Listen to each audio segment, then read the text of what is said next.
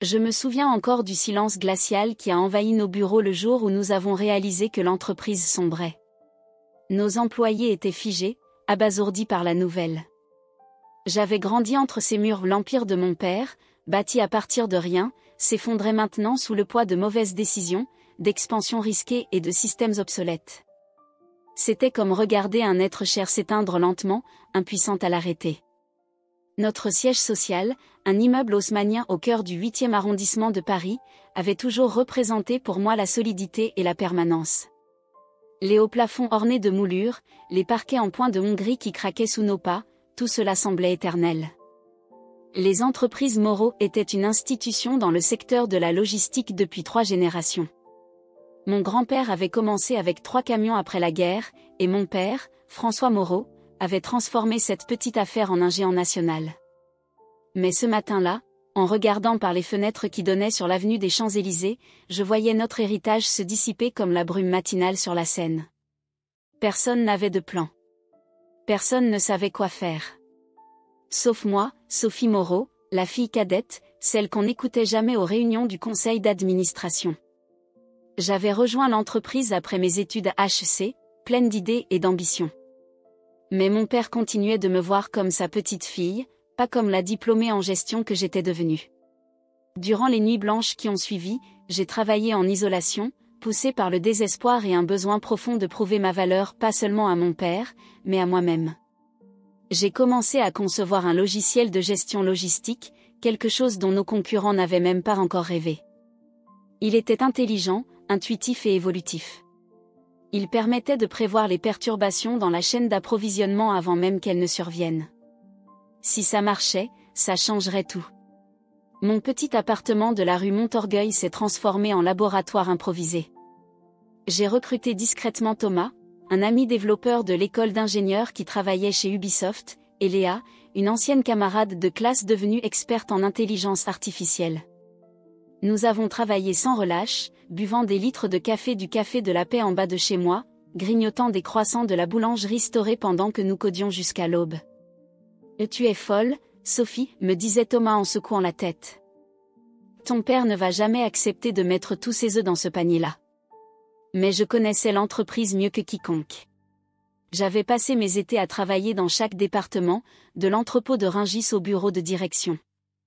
Je savais ce qui pourrait fonctionner. 3 mois plus tard, j'ai présenté mon prototype à la réunion de crise. Mon père était assis au bout de la table, le visage fermé comme toujours. Ma sœur aînée, Camille, pianotait sur son téléphone, à peine intéressée. Les actionnaires et les directeurs me regardaient avec un mélange de pitié et de condescendance. Une femme de 28 ans qui prétendait sauver une entreprise de 70 ans ? Ridicule. Messieurs, j'ai commencé, la voix légèrement tremblante avant de se stabiliser, notre problème n'est pas la concurrence ou le marché. Notre problème est que nous fonctionnons comme en 1990 dans un monde de 2025. J'ai lancé la démonstration. Le silence initial s'est transformé en murmure, puis en questions animées. Même mon père s'est penché en avant, ses yeux bleu acier, les mêmes que les miens soudain attentifs. Et ça a marché.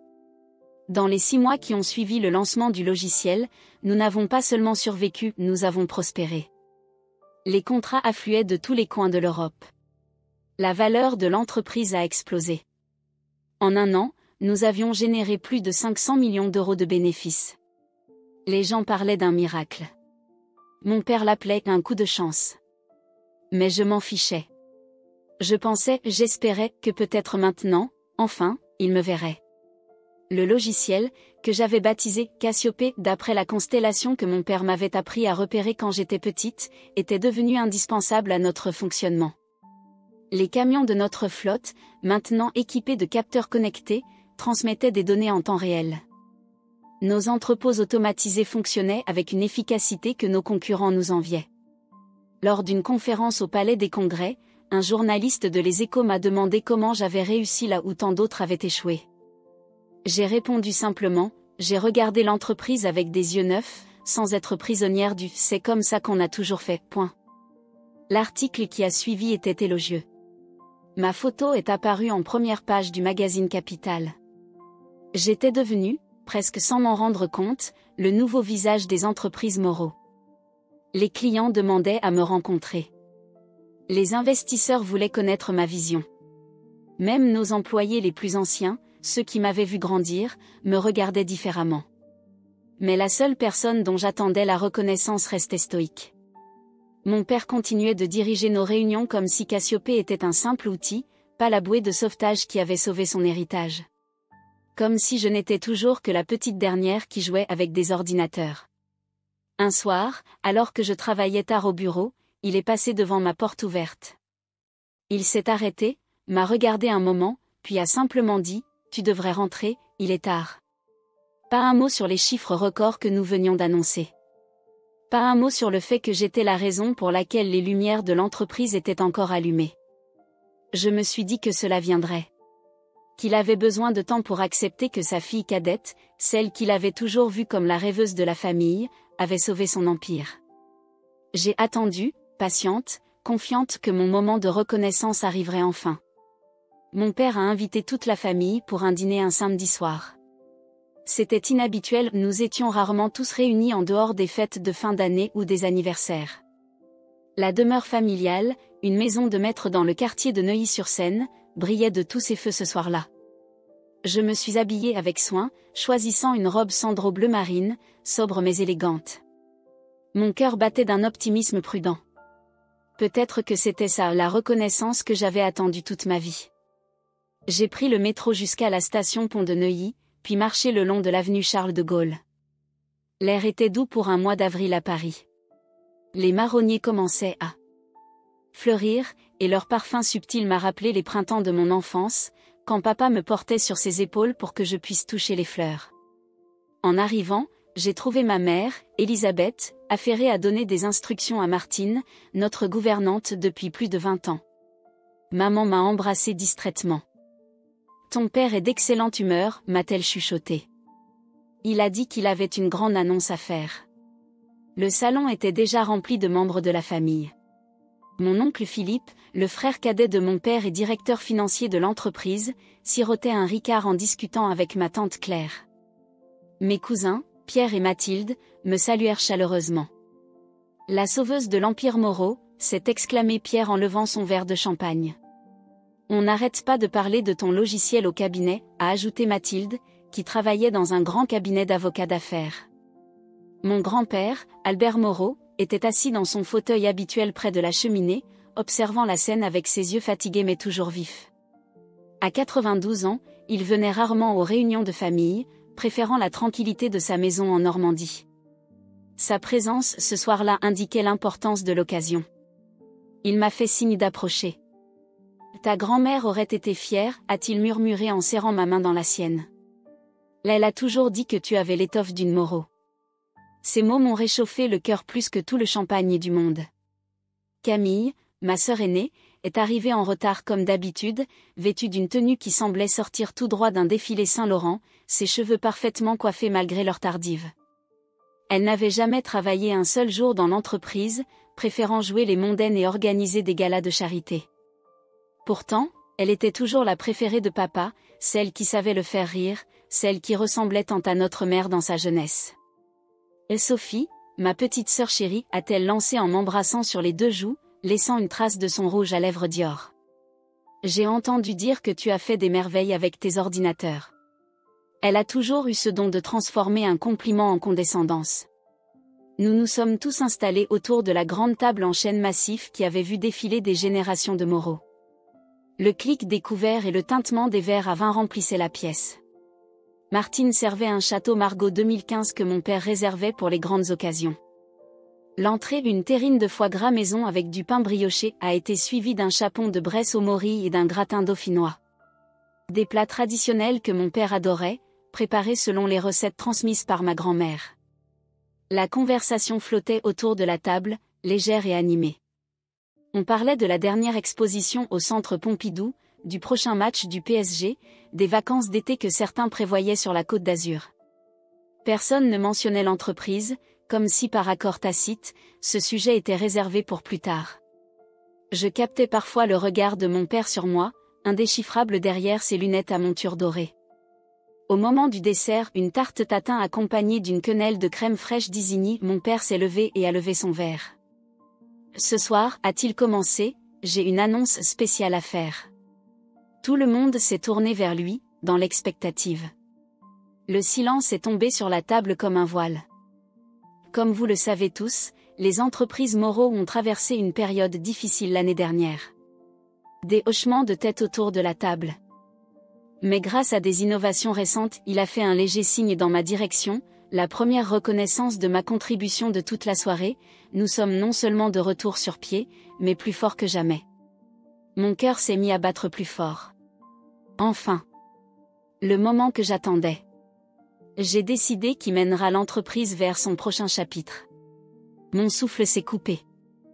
Camille sera la nouvelle PDG, a-t-il dit avec un sourire fier. Elle a le charisme. La présence. C'est une meneuse née. Et avec son réseau dans les milieux d'affaires parisiens, elle saura ouvrir de nouvelles portes pour nous. J'ai senti le sang quitter mon visage. À côté de moi, Camille a eu l'air aussi surprise que moi, mais elle s'est vite ressaisie, un sourire radieux illuminant son visage. Mais papa, a-t-elle protesté mollement, je ne connais rien à la logistique.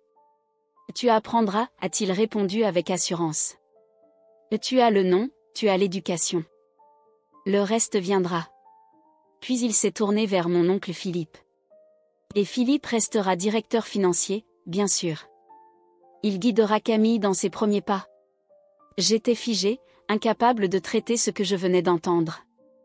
Les mots de mon grand-père résonnaient dans ma tête, désormais amers, l'étoffe d'une Moreau. Apparemment, cette étoffe ne suffisait pas aux yeux de mon père.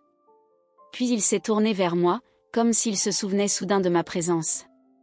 Il a sorti un portefeuille en cuir de sa poche intérieure et en a tiré un billet plié. Et pour tes efforts, a-t-il dit négligemment, 50 €. Il a posé le billet devant moi. Pour t'acheter quelque chose de joli. Des rires étouffés ont parcouru la table. J'ai regardé le billet, puis lui. Ma gorge brûlait. Je n'ai pas dit un mot. Je me suis simplement levée, laissant mon assiette intacte, et j'ai quitté la maison sans me retourner. L'air frais de la nuit m'a frappé comme une gifle alors que je descendais l'allée pavée. Derrière moi, les lumières de la maison brillaient, joyeuses et indifférentes à mon humiliation.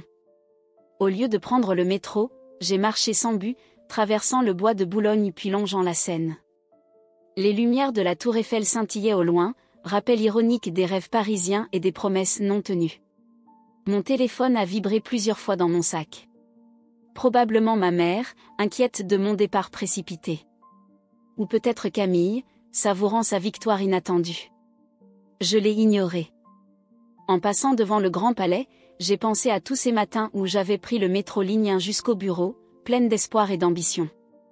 À toutes ces nuits passées à travailler sur Cassiopée, convaincue que mon dévouement serait un jour reconnu. À la fierté que j'avais ressentie en voyant notre entreprise familiale renaître grâce à mon innovation. Tout cela pourquoi ?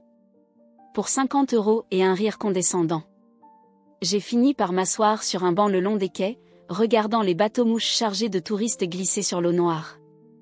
Une question tournait en boucle dans mon esprit, et maintenant ?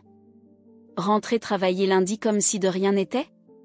Continuer à développer Cassiopée pendant que ma sœur, qui ne savait même pas comment l'utiliser, récoltait les lauriers ?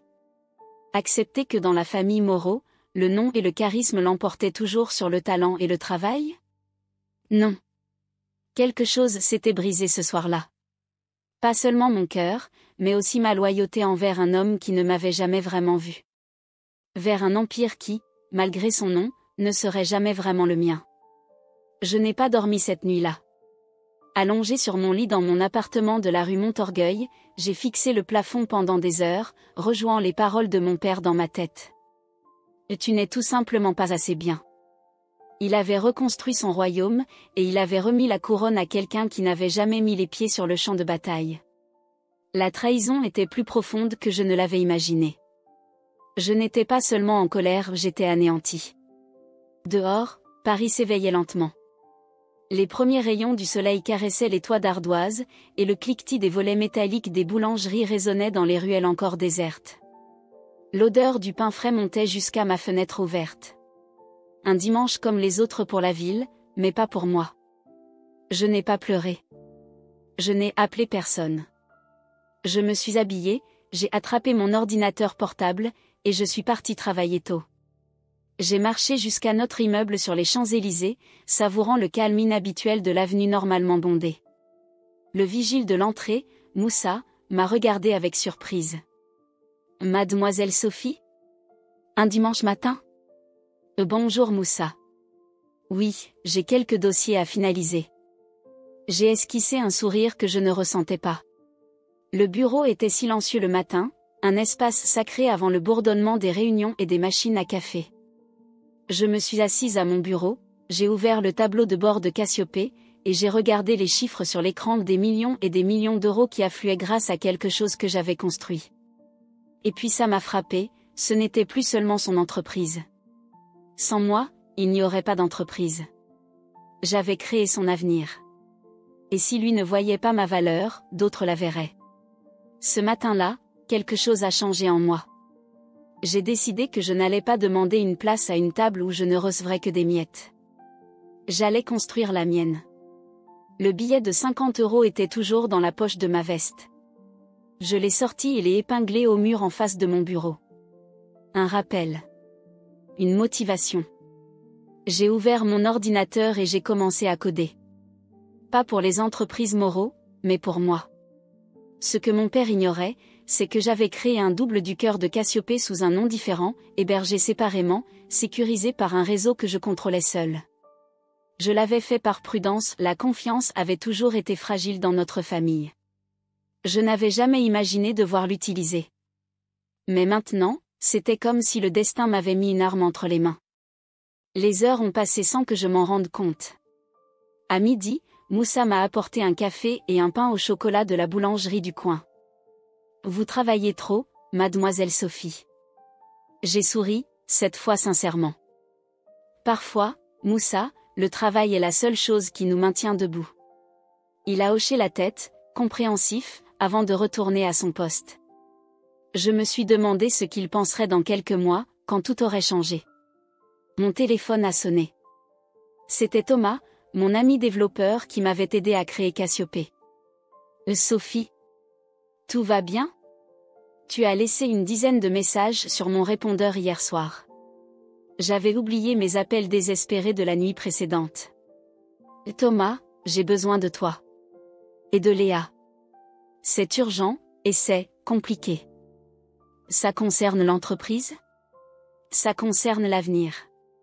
Le mien. Est-ce que tu peux venir au bureau ? Maintenant ? Il y a eu un silence à l'autre bout de la ligne. Thomas n'était pas du genre à travailler le dimanche, surtout après une soirée qui s'était probablement terminée tard. Mais notre amitié remontait à nos années d'études, bien avant Cassiopée. J'arrive. Je contacte Léa.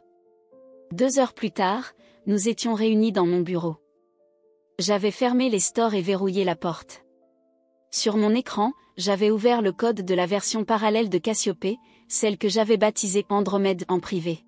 « Tu as fait un backup ?» Léa paraissait à la fois impressionnée et inquiète. Ses cheveux courts teints en bleu électrique contrastaient avec le cadre strict des entreprises Moreau.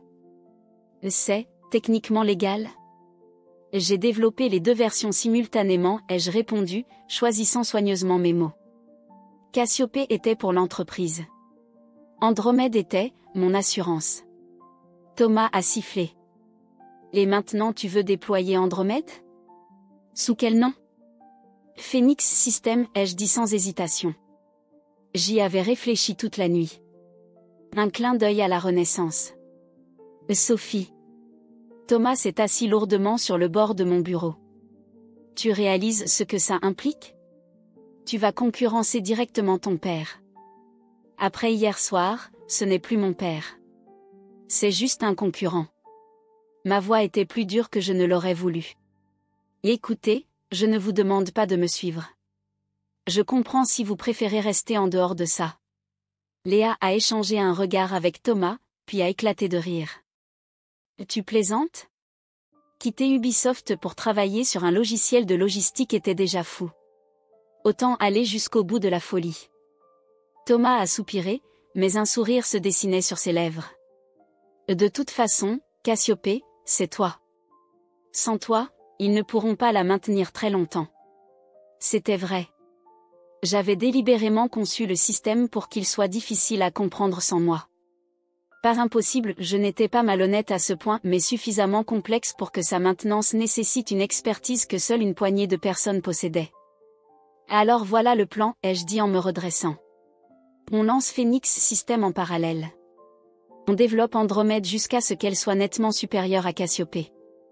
Et puis on commence à approcher discrètement les clients des entreprises Moreau. Tu vas vraiment faire couler l'entreprise de ta famille ? Léa semblait soudain moins rassurée. J'ai regardé le billet de 50 € épinglé au mur. Ce n'est plus l'entreprise de ma famille. C'est l'entreprise de mon père. Et bientôt, ce sera celle de Camille. Nous avons travaillé toute la journée et une bonne partie de la nuit. À l'aube, nous avions un plan d'action détaillé pour les 3 prochains mois. J'avais déjà rédigé les statuts de Phoenix System, prête à les déposer dès le lendemain. Thomas avait commencé à déployer Andromède sur des serveurs indépendants. Léa avait établi une liste des améliorations prioritaires qui distingueraient notre produit de Cassiopée. J'ai raccompagné mes amis jusqu'à la sortie du bâtiment désert. Le ciel commençait à s'éclaircir au-dessus de la Seine. Une nouvelle journée. Une nouvelle vie. On se retrouve demain soir chez moi, ai-je proposé. Je cuisinerai. Tu ne cuisines jamais, a fait remarquer Thomas avec un sourire fatigué. Justement. C'est un nouveau départ, non ? De retour dans mon bureau, j'ai contemplé une dernière fois la vue sur Paris depuis les fenêtres des entreprises Moreau. Les monuments emblématiques, la Tour Eiffel, le Grand Palais, l'Arc de Triomphe brillaient dans la lumière matinale. Cette ville avait vu naître et mourir des empires, des révolutions renverser des rois. Elle survivrait à la chute des entreprises Moreau. Et moi aussi. J'ai attrapé mon sac et me suis dirigé vers la sortie. Dans quelques heures, les employés commenceraient à arriver. Mon père viendrait dans l'après-midi, comme chaque lundi. Camille ferait probablement sa première apparition en tant que futur PDG, peut-être même dans un tailleur Chanel neuf pour marquer l'occasion. Il ne saurait pas, en me croisant dans les couloirs, que j'étais déjà partie. En quittant l'immeuble, j'ai respiré profondément l'air frais du matin. Le parfum des marronniers en fleurs et l'odeur des premiers cafés se mélangeaient. Les terrasses des cafés se préparaient à accueillir les travailleurs matinaux. À la boulangerie du coin, la file s'allongeait déjà pour les croissants encore chauds. J'ai pris mon téléphone et appelé un numéro que je n'avais pas composé depuis longtemps. Allô ? La voix ensommeillée de mon grand-père m'a répondu après plusieurs sonneries. Grand-père ? C'est Sophie. Je suis désolée de t'appeler si tôt, mais j'ai quelque chose à te dire. Sophie ? Qu'est-ce qui se passe ? C'est à propos d'hier soir ? Oui et non. C'est à propos de l'avenir. J'ai pris une décision, et je voulais que tu sois le premier à le savoir. Il y a eu un silence à l'autre bout de la ligne.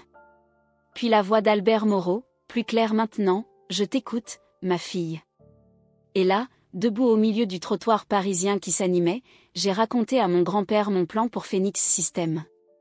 Je lui ai parlé d'Andromède, de Thomas et Léa, de ma vision pour l'avenir. Je ne lui ai pas demandé sa bénédiction, je n'en avais pas besoin. Je voulais juste qu'il sache. Quand j'ai fini, il est resté silencieux si longtemps que j'ai cru que la connexion avait été coupée. Grand-père ? Ta grand-mère aurait été fière, a-t-il finalement dit, sa voix légèrement tremblante. Et moi aussi, je suis fière. François a toujours été brillant, mais têtu. Trop semblable à moi. Nous voyons rarement la valeur de ce qui est juste sous nos yeux. J'ai senti ma gorge se serrer. Merci, grand-père. Ne le détruis pas complètement, a-t-il ajouté après une pause. C'est quand même ton héritage. C'était mon héritage, ai-je corrigé doucement. Maintenant, je vais construire le mien. Après avoir raccroché, j'ai marché jusqu'à la station de métro la plus proche, me mêlant au flot des Parisiens qui commençaient leur journée.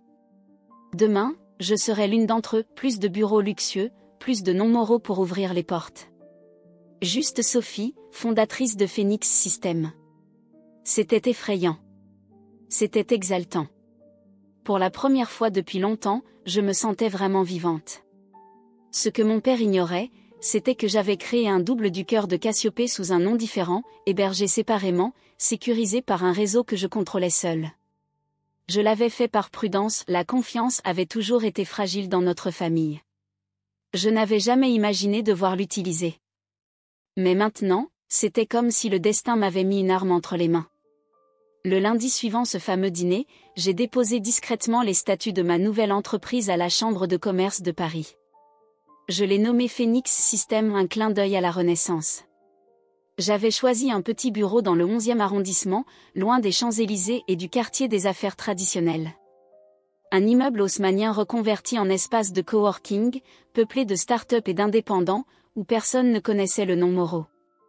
Thomas avait donné sa démission à Ubisoft le jour même. Léa avait négocié un congé sabbatique de 6 mois auprès de son laboratoire de recherche. Pour raisons personnelles, avait-elle expliqué à son directeur avec un sourire mystérieux. Nous formions une petite équipe, mais déterminée et compétente. Pour financer nos débuts, j'avais discrètement vendu mon appartement de la rue Montorgueil et liquidé mes actions de l'entreprise familiale avant que la nouvelle de mon départ ne fasse chuter leur valeur. Une décision douloureuse, mais nécessaire.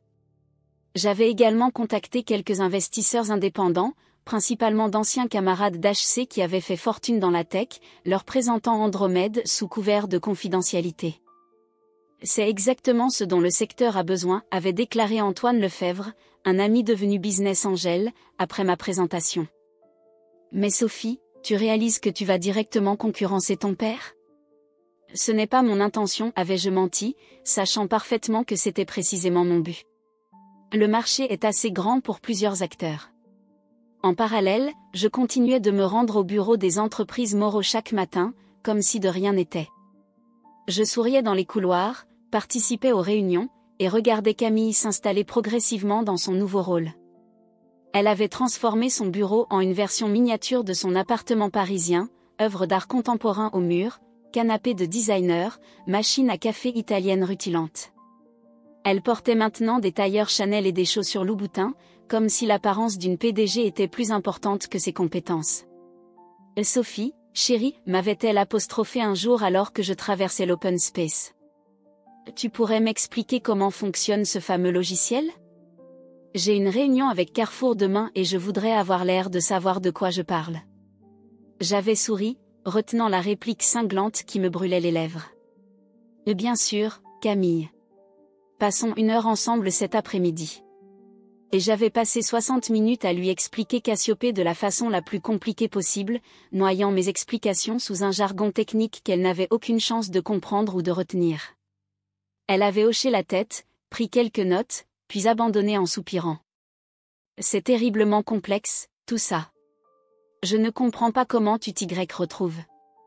Des années de pratique, avais-je répondu simplement. Le soir, dans nos bureaux. Du 11e, nous travaillons d'arrache-pied sur Andromède. J'avais rebaptisé le logiciel Phoenix pour notre usage commercial. Nous avions amélioré ses fonctionnalités, simplifié son interface, et ajouté des capacités prédictives encore plus puissantes que celles de Cassiopée. Chaque ligne de code était une déclaration d'indépendance, chaque nouvelle fonctionnalité un pas vers ma libération. Et tu devrais prendre des vacances, m'avait suggéré mon père lors d'un rare moment où nous nous étions retrouvés seuls dans l'ascenseur. Tu as l'air fatigué. Je vais bien, avais-je répondu froidement. Juste beaucoup de travail. Ta sœur s'inquiète pour toi, avait-il ajouté, comme si l'opinion de Camille avait plus de poids que ses propres observations. Qu'elle s'inquiète plutôt de comprendre comment fonctionne l'entreprise qu'elle est censée diriger, avais-je répliqué, incapable de contenir mon amertume plus longtemps. Mon père m'avait regardé avec surprise, puis avait hoché la tête comme si ma réaction confirmait quelque chose qu'il soupçonnait déjà. Tu es encore fâché pour ce dîner. Non, papa. Je ne suis pas fâché. Je suis lucide. L'ascenseur s'était ouvert et j'étais sorti sans lui laisser le temps de répondre. Pendant ce temps, je contactais discrètement certains clients des entreprises Moreau sous le couvert d'accords de confidentialité, leur offrant une version encore plus avancée de ce qu'ils appréciaient déjà chez nous. J'avais commencé par les petits clients, ceux avec qui j'avais développé des relations personnelles au fil des ans. Puis j'avais progressivement visé plus haut. Mademoiselle Moreau. La voix de Jean-Claude Bernier, directeur logistique de Monoprix, avait trahi sa surprise lorsque je l'avais appelé sur son portable personnel un dimanche soir. Que me vaut ce plaisir? Monsieur Bernier, ce que je vais vous dire doit rester entre nous. Je quitte les entreprises Moreau pour lancer ma propre société. Et j'aimerais vous présenter notre solution.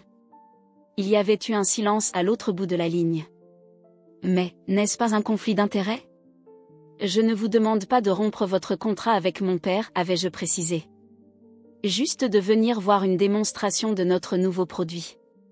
C'est vous qui prendrez la décision ensuite. Les démonstrations avaient lieu en soirée, dans nos bureaux du 11e, loin des regards indiscrets. À chaque fois, la réaction était la même, surprise, puis intérêt, puis enthousiasme. Notre solution était tout simplement meilleure. C'est comme comparer un smartphone à un téléphone à cadran, avait commenté le directeur des opérations d'une grande chaîne de supermarchés après avoir vu Phoenix en action. Mais, qu'est-ce qui nous garantit que vous pourrez assurer le service à long terme? Vous êtes une petite structure. Pour l'instant, avais-je répondu avec assurance. Mais nous avons les moyens de nos ambitions. Et surtout, nous avons l'expertise. Pendant ce temps, à l'intérieur des entreprises Moreau, j'avais commencé à semer les graines du chaos. Des bugs subtils apparaissaient dans Cassiopée, rien de catastrophique, mais suffisamment embêtant pour créer de la frustration chez les utilisateurs. Des ralentissements inexpliqués. Des fonctionnalités qui cessaient de fonctionner momentanément. Des prévisions légèrement faussées. Je ne comprends pas, avait confié Camille lors d'une réunion de crise. Tout fonctionnait parfaitement il y a encore quelques semaines. Les systèmes informatiques sont parfois capricieux, avais-je répondu avec un haussement d'épaule faussement désolé. Peut-être devrions-nous envisager une refonte complète? Combien de temps ça prendrait? Avait demandé mon père, le visage sombre. 6 mois, minimum. Avec une équipe dédiée. J'avais évité son regard, de peur qu'il ne lise dans mes yeux la vérité. Mon grand-père m'avait appelé un soir, alors que je quittais notre bureau du 11e. Sophie, j'ai entendu dire que Cassiopée avait des problèmes. Qui t'a dit ça? Avais-je demandé, soudain inquiète. J'ai encore des oreilles dans l'entreprise, avait-il répondu. Et je te connais. Ce n'est pas un hasard, n'est-ce pas? J'avais hésité avant de répondre. Albert Moreau avait bâti l'entreprise de ses mains. Pouvais-je lui avouer que j'étais en train de la saboter? Grand-père, ne dis rien, m'avait-il coupé. Je ne veux pas savoir les détails. Mais rappelle-toi ce que je t'ai dit, ne le détruis pas complètement. Je ne peux pas te le promettre, avais-je répondu doucement. Alors au moins, assure-toi que ce que tu construis soit digne de ce que tu détruis. Ces mots m'avaient poursuivi pendant des jours. Étais-je en train d'aller trop loin? La vengeance valait-elle la peine de mettre en danger l'héritage de 3 générations? Mais chaque fois que le doute m'assaillait, je repensais à ce billet de 50 €, à l'humiliation, au regard de mon père quand il avait annoncé que Camille prendrait la tête de l'entreprise. Et ma résolution se renforçait. Un matin d'avril, alors que les cerisiers du jardin des Tuileries étaient en fleurs, mon père m'a convoqué dans son bureau. Son visage était grave, ses yeux cernés. Nous avons un problème majeur avec Cassiopée, a-t-il commencé sans préambule. Le système est devenu instable au point que certains clients menacent de rompre leur contrat. J'ai gardé un visage impassible. C'est regrettable. Peux-tu le réparer? A-t-il demandé, un soupçon de supplication dans la voix. Peut-être, ai-je répondu lentement. Mais cela demanderait un investissement conséquent en temps et en ressources. Fais ce qu'il faut, a-t-il ordonné. Je te donne carte blanche. Je l'ai regardé dans les yeux et j'ai dit, tu devrais en parler à la nouvelle PDG. Puis j'ai tourné les talons et quitté son bureau, sentant son regard brûlant dans mon dos. En l'espace d'un mois, les clients ont commencé à abandonner les entreprises Moreau. Les contrats étaient résiliés. Les procès menaçaient. L'empire a commencé à s'effondrer, cette fois, pour de bon. Camille a essayé de sauver ce qu'elle pouvait, mais elle était dépassée. Mon père m'a appelé encore une fois. Cette fois, il m'a supplié. J'ai écouté en silence. Puis j'ai raccroché. La chute avait été plus rapide que je ne l'avais anticipé. Les systèmes logistiques sont comme des dominos, quand un élément défaille, tout s'écroule. Les livraisons manquées avaient entraîné des pénalités, qui avaient conduit à des restrictions de trésorerie, qui avaient précipité des retards de paiement aux fournisseurs, qui avaient à leur tour refusé de livrer. Un cycle vicieux que même la réputation centenaire des Moreau ne pouvait enrayer. Un matin de mai, Le Figaro a publié en première page un article intitulé « La chute de la maison ». Moreau. Le journaliste y décrivait avec un luxe de détails les difficultés de l'entreprise, citant des sources internes et des clients mécontents. Ce que l'article ne mentionnait pas, c'était l'existence de Phoenix Systems. Ma mère m'a appelé ce jour-là, en larmes. « Ton père ne dort plus », m'a-t-elle confié. Il passe ses nuits au bureau, à essayer de comprendre ce qui s'est passé. J'ai ressenti un pincement au cœur, que j'ai vite réprimé. Les Camille ? Comment gère-t-elle la situation ? Elle est dépassée. Elle parle de démissionner. La capitaine quitte le navire au premier iceberg ? Je n'ai pas pu m'empêcher d'être sarcastique. Sophie, je sais que tu es en colère. Mais c'est notre famille. C'est notre nom sur ces bureaux. Ce n'est plus ma famille, maman. Pas depuis ce dîner. Il y a eu un long silence à l'autre bout de la ligne. Puis, d'une voix plus ferme, tu sais quelque chose, n'est-ce pas ? Sur ce qui arrive à Cassiopée. Je n'ai pas répondu immédiatement. Ma mère avait toujours été perspicace. Je dois y aller, maman. J'ai une réunion. Sophie. Elle a hésité. Quoi que tu fasses, souviens-toi que la vengeance ne guérit pas les blessures. Elle les creuse. Ces paroles m'ont suivi alors que je me rendais à nos bureaux du 11e arrondissement, désormais trop petits pour notre équipe en pleine expansion. Nous étions passés de 3 à 15 employés en quelques semaines, recrutant les meilleurs talents de la tech parisienne, y compris quelques anciens collègues désillusionnés des entreprises Moreau qui avaient flairé le vent du changement. Notre nouvel espace, un ancien atelier de confection reconverti en bureaux ultramodernes, se trouvait dans le Marais. De grandes fenêtres industrielles, des briques apparentes, un mélange parfait de tradition et d'innovation à l'image de ce que nous construisions. Les derniers tests sont concluants, m'a annoncé Léa dès mon arrivée. Ses cheveux, maintenant teints en violet, contrastaient avec le sérieux de son expression. Phoenix est prêt pour un déploiement à grande échelle. Thomas, installé devant 3 écrans, a levé un pouce sans détourner le regard de son code. J'ai optimisé les algorithmes prédictifs. On est 22% plus rapide que notre dernière version. J'ai regardé autour de moi, savourant ce moment. Notre équipe était jeune, diverse, passionnée. Aucune cravate, aucun tailleur strict, juste des esprits brillants unis par une vision commune. L'atmosphère était à des années-lumière de celle des entreprises Moreau, avec ses hiérarchies rigides et ses traditions poussiéreuses. Très bien, ai-je déclaré. Il est temps de passer à l'étape suivante. Cette étape, c'était notre entrée officielle sur le marché. Nous avions prévu un événement de lancement au pavillon Cambon, un lieu prestigieux au cœur de Paris. J'avais invité les principaux acteurs du secteur logistique, des investisseurs potentiels, et bien sûr, la presse.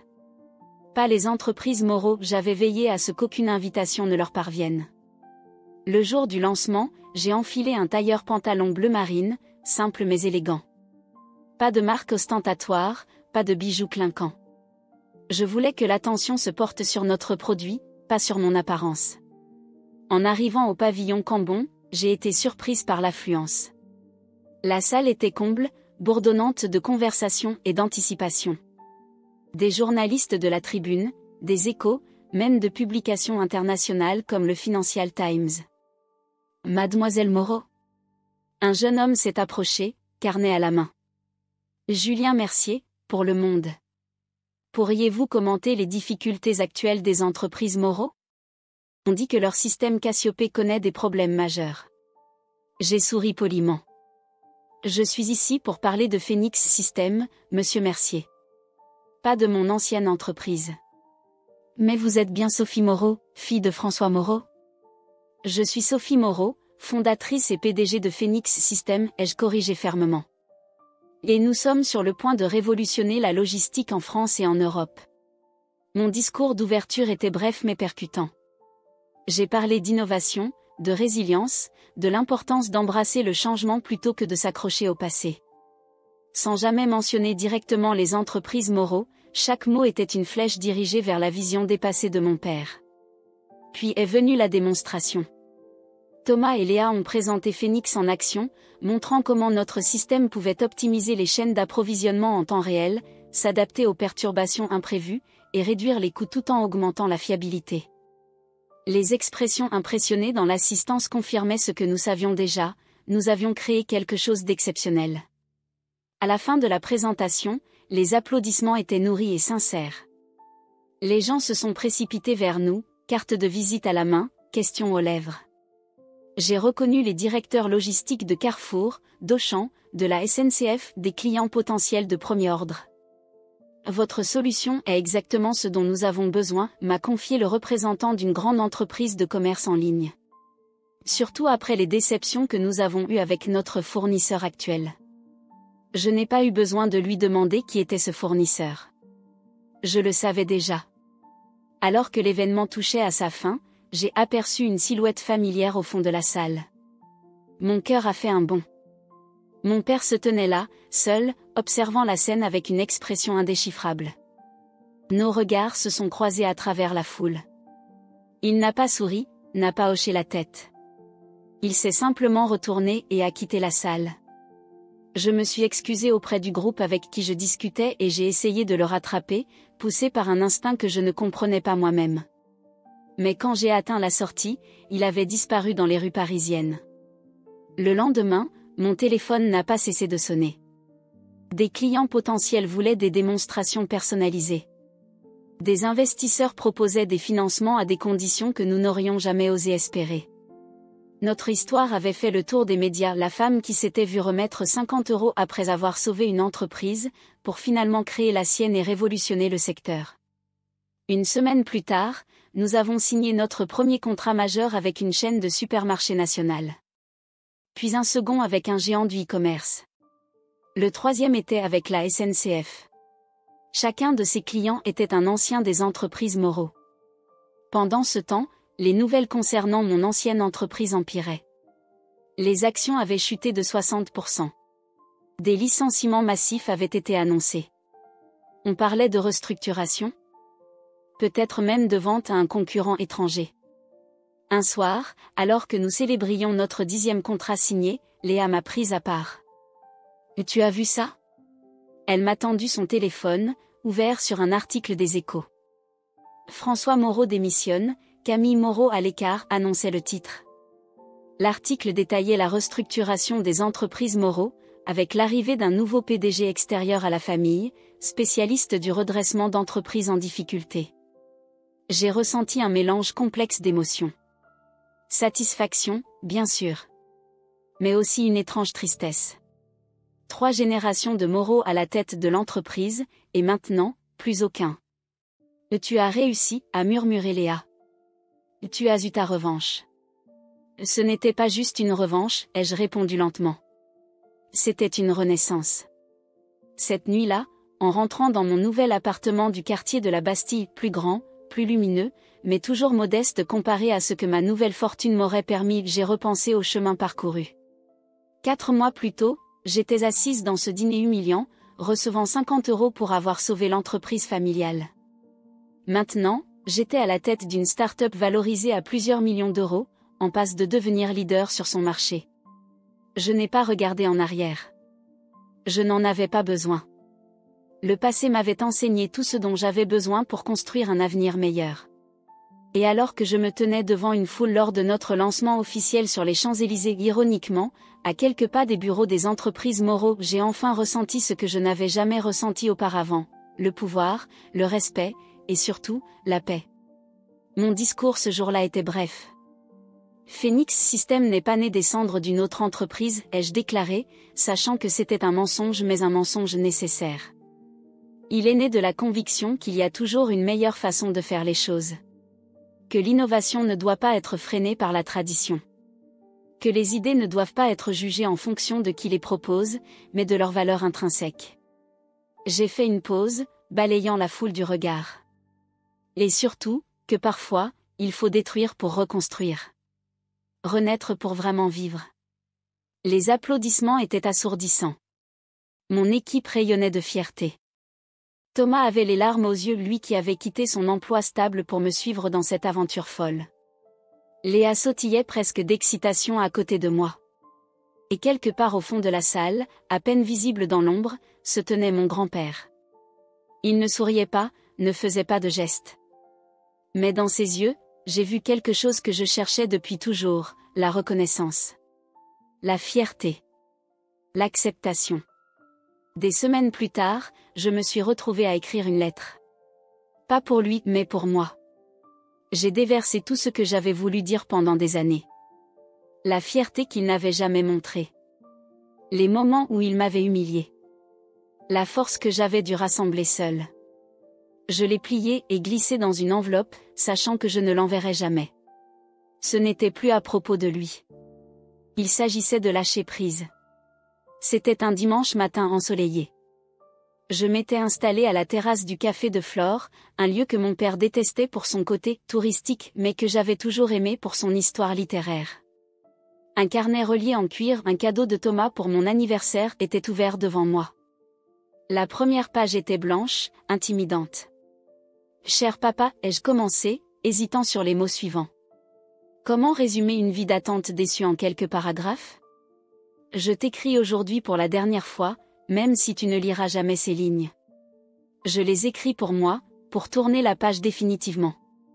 Tu m'as toujours vue comme la petite dernière, celle qui rêvassait, celle qui n'était pas aussi charismatique que Camille, pas aussi déterminée que toi. Tu te trompais. Je me souviens de cette fois, j'avais 12 ans, où j'avais obtenu le premier prix au concours de mathématiques de l'école. J'étais rentrée en courant, le certificat à la main, tellement impatiente de te le montrer. Tu étais dans ton bureau, au téléphone. Tu as regardé le papier, hoché la tête, et dit « C'est bien, Sophie » avant de retourner à ta conversation. Ce soir-là, j'ai pleuré en silence dans ma chambre. Ou cette fois, à 16 ans, quand j'ai développé mon premier programme informatique, un simple jeu, mais que j'avais codé entièrement seul. Tu as essayé pendant 2 minutes, puis tu as dit que les jeux vidéo étaient une perte de temps, que je ferais mieux de me concentrer sur mes études de commerce si je voulais un jour travailler dans l'entreprise familiale. À HC, j'ai travaillé 2 fois plus dur que les autres, pas seulement pour réussir, mais pour te prouver que j'étais digne du nom Moreau. Quand j'ai obtenu mon diplôme avec mention, tu as dit que c'était le minimum attendu. Puis est venu ce jour où l'entreprise était au bord du gouffre. J'ai vu ta peur, ton désespoir que tu essayais si fort de cacher. Pour la première fois, j'ai compris que tu n'étais pas invincible. Que l'empire Moreau pouvait s'effondrer. Et j'ai décidé de le sauver, pas seulement pour toi, mais pour moi. Pour prouver ma valeur une fois pour toutes. J'ai créé Cassiopée dans la douleur et la solitude. J'ai passé des nuits sans sommeil, sacrifié ma vie sociale, ma santé. Tout ça pour un moment de reconnaissance qui n'est jamais venu. Et puis ce dîner. C'est 50 €. Cette humiliation ultime. Sais-tu ce que j'ai ressenti, papa ? Non pas de la colère, j'avais dépassé ce stade depuis longtemps.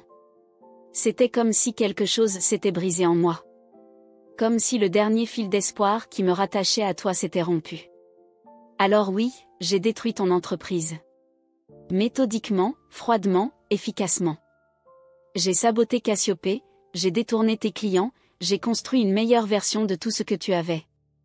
Est-ce que j'en suis fière ? Non. Est-ce que je le regrette ? Non plus. Ce que tu n'as jamais compris, c'est que tout ce que je voulais, c'était ton regard. Pas ton argent, pas ton nom, pas ton héritage. Juste que tu me vois. Que tu dises, une fois, Sophie, je suis fière de toi. Aujourd'hui, Phoenix System vaut plus que les entreprises Moreau n'ont jamais valu. Nos actions ont triplé depuis notre introduction en bourse. Des entreprises du monde entier utilisent notre technologie. J'ai accompli tout cela sans toi, malgré toi. Et pourtant, il y a des nuits où je me réveille avec cette question, était-ce nécessaire ? Devais-je détruire pour construire ? Y avait-il un autre chemin? Je ne le saurai jamais. Ce qui est fait est fait. Mais en écrivant ces mots, je réalise que je ne veux plus porter cette rancœur. Elle est trop lourde, trop toxique. Je veux avancer, libre du passé, libre de toi. Alors je te pardonne, papa. Pas pour toi, mais pour moi. Je te pardonne de ne pas avoir vu ma valeur. Je te pardonne d'avoir préféré Camille. Je te pardonne pour ces 50 € et pour toutes les petites blessures qui ont précédé. Et je me pardonne aussi. Pour la destruction, pour la vengeance, pour la froideur dont j'ai fait preuve. Pour avoir été, pendant un temps, exactement comme toi. Cette lettre est mon point final. Après cela, il n'y aura plus le père et la fille. Juste deux personnes qui ont partagé un nom et une histoire, et qui maintenant suivent des chemins séparés. Au revoir, papa. Sophie, j'ai relu la lettre, les mots se brouillant légèrement à travers mes larmes contenues. Puis j'ai sorti mon briquet, celui que mon grand-père m'avait offert à mes 18 ans, gravé de mes initiales. J'ai approché la flamme du coin de la page, hésité, puis l'ai éteinte. Non. Brûler cette lettre serait trop mélodramatique, trop définitif. Je l'ai simplement pliée et glissée dans mon sac. Peut-être que je la relirai un jour, quand le temps aurait adouci les angles de cette histoire. Ou peut-être que je l'oublierai, comme on oublie progressivement les douleurs de l'enfance. J'ai gardé le billet de 50 €. Pas par sentiment, mais comme un rappel. Chaque fois que je le regardais, je me souvenais d'où j'étais partie. Il était devenu un symbole non de ce qu'il m'avait donné, mais de ce que j'avais refusé d'accepter. J'avais transformé l'insulte en motivation. Le silence en pouvoir. Et le rejet en révolution. Je l'avais fait encadrer dans un petit cadre en bois simple, que j'avais accroché dans mon bureau chez Phoenix System. La plupart des employés pensaient que c'était une excentricité, un porte-bonheur.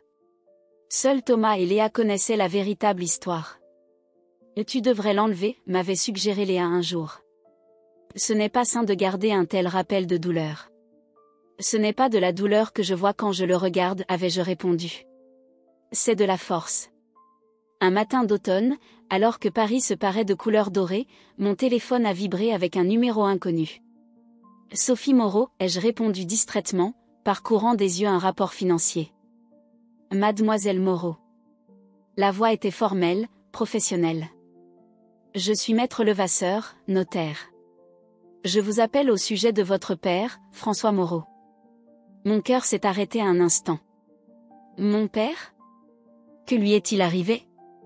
J'ai le regret de vous informer de son décès, survenu hier soir à son domicile. Apparemment, une crise cardiaque. Le monde s'est arrêté de tourner. Mon père, cet homme qui avait été à la fois mon modèle et mon adversaire, ma motivation et mon frein n'était plus. Une vague d'émotions contradictoires m'a submergé, choc, tristesse, culpabilité, et aussi, honteusement, un sentiment de libération. Mademoiselle Moreau? Êtes-vous toujours là? Oui, ai-je répondu, la voix légèrement tremblante. Merci de m'avoir informé. Les arrangements funéraires? Votre sœur s'en occupe. Les obsèques auront lieu vendredi à l'église Saint-Germain-des-Prés, suivi de l'inhumation au cimetière du Père-Lachaise. Après avoir raccroché, je suis resté immobile à mon bureau, fixant le billet encadré sur le mur. Mon père était parti sans que nous ayons eu l'occasion de nous réconcilier. Sans que j'aie pu lui dire, quoi? Que malgré tout, une partie de moi l'aimait encore? Que j'aurais souhaité que les choses se passent différemment? Que j'étais désolée pour ce que j'avais fait à son entreprise? Je ne savais pas, et maintenant, je ne le saurais jamais. Les funérailles étaient sobres mais élégantes, comme l'avait été mon père. L'église était remplie de figures du monde des affaires parisiennes, d'anciens employés des entreprises Moreau, de quelques politiciens avec qui mon père avait eu des relations. J'étais assise au premier rang, à côté de ma mère et de Camille. Nous ne nous étions pas adressé la parole depuis des mois. Quand est venu le moment des éloges funèbres, Camille s'est levée pour parler. Elle a raconté l'histoire de notre père tel qu'elle l'avait connu, charismatique, visionnaire, exigeant mais juste. Une version que je ne reconnaissais qu'à moitié. Puis, à ma grande surprise, elle m'a regardée. Et maintenant, ma sœur, Sophie, va dire quelques mots. Je n'avais pas prévu de parler. Je n'avais rien préparé. Mais je me suis levée et me suis dirigée vers le pupitre, sentant tous les regards sur moi. Mon père, ai-je commencé, cherchant mes mots, était un homme complexe. Pour beaucoup d'entre vous, il était François Moreau, le capitaine d'industrie. Pour moi, il était simplement papa. Un homme dont j'ai passé ma vie à rechercher l'approbation. J'ai fait une pause, balayant l'assemblée du regard. Mon grand-père était là, son visage ridé marqué par le chagrin. Nous avons eu nos différends. Des désaccords professionnels qui sont devenus personnels. Des blessures qui n'ont jamais vraiment guéri. Mais aujourd'hui, je ne veux pas parler de ça. Je veux parler de l'homme qui m'a appris à reconnaître les constellations quand j'étais petite. Qui m'emmenait au jardin du Luxembourg le dimanche matin pour faire naviguer des bateaux en bois. Qui gardait dans son bureau un dessin affreux que j'avais fait à l'âge de 6 ans. Des larmes coulaient maintenant librement sur mes joues, mais je n'ai pas essayé de les essuyer. Mon père avait une vision de ce que devait être une entreprise, une famille, une fille. Je ne correspondais pas toujours à cette vision. Mais il m'a transmis quelque chose de plus important que son approbation, sa détermination. Sa résilience. Et à sa façon, même sans le dire, son amour. J'ai terminé mon discours et suis retournée à ma place, les jambes tremblantes. Ma mère a serré ma main dans la sienne. Camille m'a regardée avec une expression que je n'avais jamais vue chez elle auparavant, du respect. Après la cérémonie, alors que nous nous tenions devant la tombe familiale au Père-Lachaise, mon grand-père s'est approché de moi. Il aurait aimé ton discours, a-t-il dit doucement. Il n'aurait jamais pu le dire, mais il était fier de toi, Sophie. De ce que tu as construit. De la femme que tu es devenue. Comment peux-tu en être sûr, ai-je demandé, sceptique. Il a sorti de sa poche un morceau de papier plié. Parce qu'il me l'a écrit, une semaine avant sa mort. Il me l'a tendu. Je crois qu'il voulait te le dire lui-même, un jour. Mais il n'en a pas eu le temps. J'ai pris le papier d'une main tremblante et l'ai ouvert. C'était une note brève, écrite de la main de mon père. Père, je l'ai vue aujourd'hui, notre Sophie, à la tête de son entreprise. Elle a construit quelque chose de remarquable. Elle est exactement comme toi, comme nous. Forte. Déterminée. Implacable quand il le faut. J'aurais dû le voir plus tôt. J'aurais dû lui dire. Peut-être un jour. J'ai serré la note contre mon cœur, les yeux fermés, laissant les émotions me submerger. Voilà les mots que j'avais attendus toute ma vie. Ils étaient venus trop tard, mais ils étaient venus. J'ai appris que parfois, la famille dans laquelle on est n'est pas celle avec laquelle on construit son héritage. Mon équipe, mes partenaires, mes clients, ils croyaient en moi. Et plus important encore, je croyais en moi-même. Je n'étais pas seulement assez bien. J'étais inarrêtable. En quittant le cimetière ce jour-là, j'ai regardé une dernière fois la tombe de mon père. Au revoir, papa, ai-je murmuré. Puis j'ai tourné les talons et me suis dirigée vers l'avenir, portant avec moi toutes les leçons du passé, les bonnes comme les mauvaises, mais libérée de son poids.